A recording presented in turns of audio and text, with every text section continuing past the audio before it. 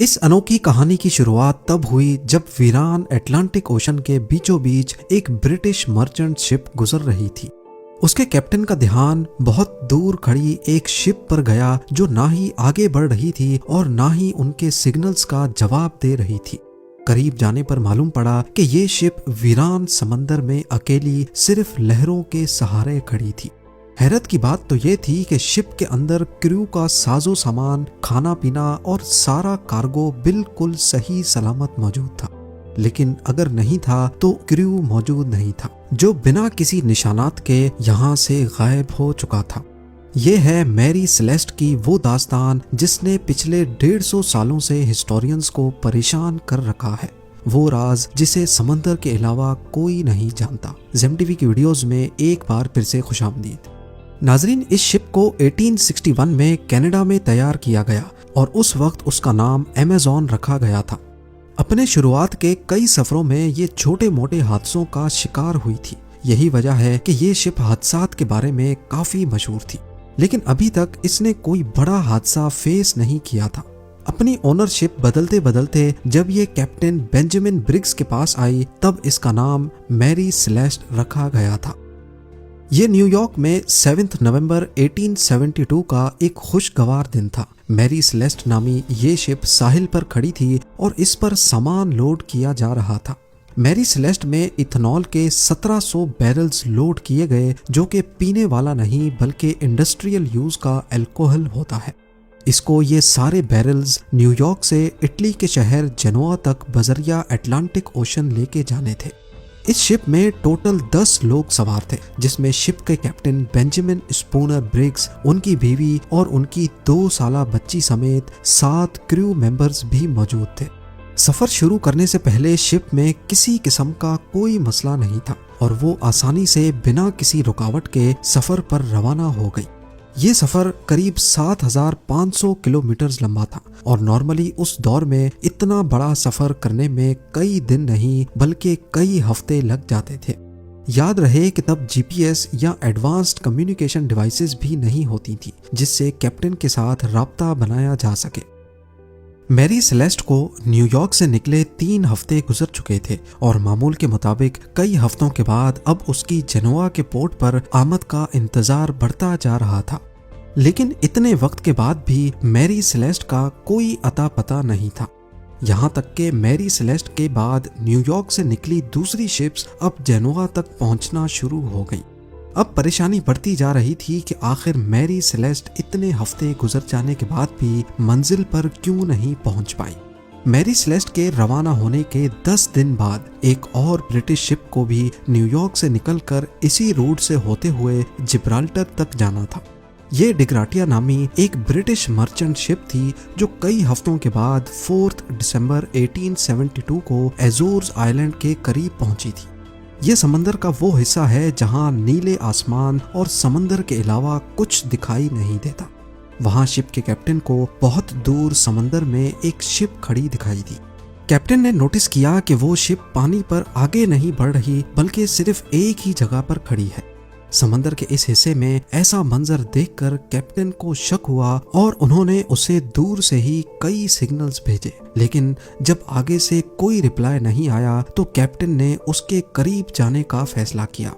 करीब पहुंचने पर मालूम पड़ा कि ये कोई और नहीं बल्कि कैप्टन के ही दोस्त की मैरी सेलेस्ट नामी शिप थी, जिसको न्यूयॉर्क से निकले अब पूरा 1 महीना गुजर चुका था।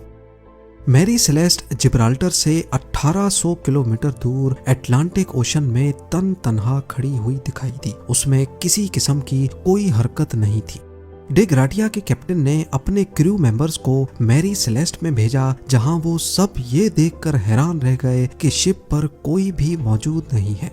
1 महीने पहले जो न्यूयॉर्क से 10 लोगों के साथ निकली थी, वो सारे लोग आखिर समंदर के बीचों बीच कहां गायब हो गए। यही सवाल अब डिग्रेटिया के कैप्टन को भी खाए जा रहा था। पहले तो उनको लगा कि शायद शिप पर कोई हादसा हुआ है, लेकिन जब उन्होंने मैरी सेलेस्ट का जायजा लिया तो पूरी शिप बिल्कुल सही सलामत मौजूद थी। कैप्टन और उनकी फैमिली का सारा सामान और क्रू मेंबर्स के कपड़े तक भी बिल्कुल अनटच्ड हालत में मौजूद थे। ना सिर्फ इतना, बल्कि जो गुड्स लेकर वो जनोआ तक जा रहे थे वो भी बिल्कुल सही सलामत पड़े थे। यहाँ तक के शिप पर क्रू के लिए खाने का जो स्टॉक पड़ा था वो भी अभी तक वैसे ही मौजूद पड़ा था। थोड़ा और जांच पड़ताल के बाद कैप्टन के रूम से एक लॉग बुक मिली। ये लॉग बुक पहले शिप कैप्टन्स अपने पास रखते थे, जिसमें शिप की मेंटेनेंस और इश्यूज के बारे में लिखा जाता था। उस लॉग बुक में मैरी सेलेस्ट के कैप्टन ने आखिरी एंट्री 25 नवंबर की सुबह 8 बजे की थी, यानी जिस दिन ये शिप इस हालत में पाई गई थी उससे भी 10 दिन पहले। इसका मतलब था कि करीब 10 दिनों से ये शिप वीरान अटलांटिक ओशन में खड़ी थी। डे ग्रेटिया के कैप्टन ये सारा माजरा देख तो रहे थे, लेकिन उनको कुछ समझ नहीं आ रहा था। इतने में उनकी नजर लाइफ बोट वाले सेक्शन पर पड़ी तो वहां उनको लाइफ बोट नजर नहीं आई। इसका सिर्फ एक ही मतलब हो सकता था कि जरूर शिप पर कुछ हुआ था और सब लोग अपनी जान बचाकर लाइफ बोट में कहीं भागे हैं। कैप्टन के केबिन में नेविगेशन के इंस्ट्रूमेंट्स भी मिसिंग थे और उनके बेड के नीचे एक तलवार अपने कवर में बंद पड़ी हुई पाई गई, जो इस बात की निशानी है कि शिप पर किसी किस्म का हमला नहीं हुआ, वरना तलवार अपने कवर से बाहर होती या फिर वहां मौजूद ही नहीं होती। लॉग बुक के अलावा दूसरे तमाम डॉक्यूमेंट्स भी वहीं मौजूद थे। एक और चीज नोटिस की गई कि शिप का केबिन हर जगह से गीला था और कई जगहों पर 1.5-2 फुट पानी भी खड़ा था, लेकिन ये इतना नहीं था जो इस साइज की शिप को नुकसान पहुंचा सके। यहाँ आपको बताते चलें कि इंटरनेशनल सैल्वेज लॉ के मुताबिक अगर कोई भी किसी शिप को रेस्क्यू करेगा तो उसको शिप की वैल्यू के हिसाब से रिवॉर्ड दिया जाएगा। इसी लॉ का फायदा उठाते हुए डे ग्रेटिया के कैप्टन मैरी सेलेस्ट को लेकर जिब्राल्टर तक लेकर गए, जहां अथॉरिटीज ने शिप को तब तक अपने पास रखा जब तक कोर्ट की हेयरिंग्स कंप्लीट नहीं हो गई।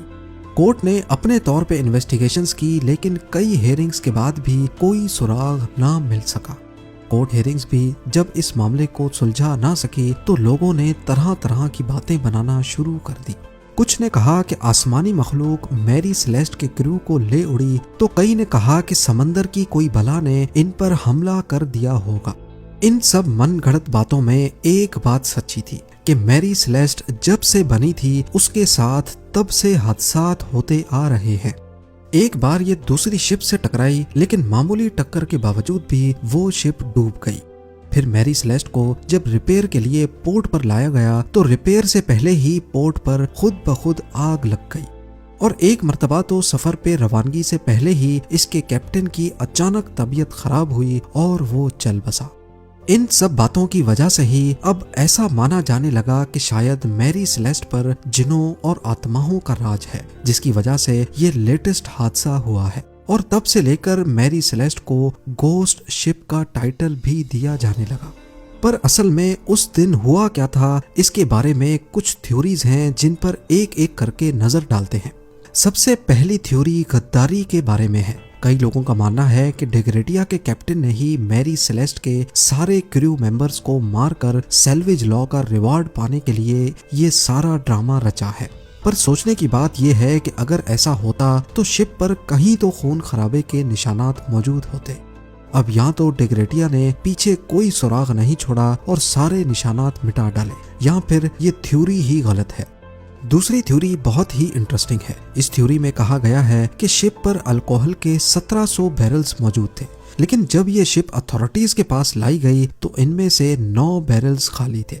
हो सकता है कि अल्कोहल के कुछ बैरल्स में ब्लास्ट हुआ हो, जिसकी वजह से क्रू मेंबर्स लाइफ बोट में बैठकर यहाँ से भाग गए हों।